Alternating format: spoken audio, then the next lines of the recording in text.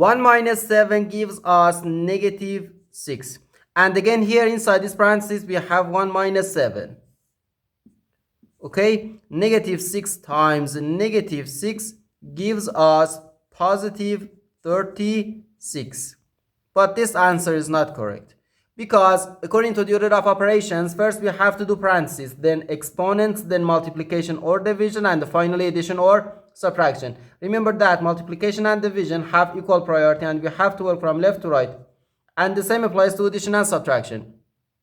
In this expression, we have one subtraction, one multiplication, and one parenthesis. Inside this parenthesis, we have one subtraction. Here we have a multiplication, because in mathematics, when a number is placed next to parentheses, it means multiplication, and we usually don't write the multiplication sign for brevity. Okay, so according to the PEMDAS, first we have to do this parenthesis, then this multiplication, and finally this subtraction. If we do this subtraction before this multiplication or this parenthesis, it is wrong.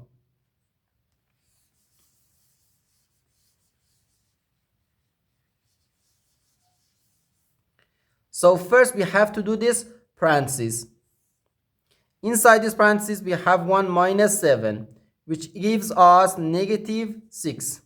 So we have 1 minus 7 times negative 6.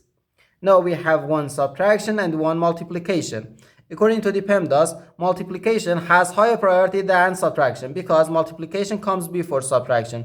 So here first we have to do this multiplication. 7 times negative 6 gives us negative 42. So we have 1 minus negative 42.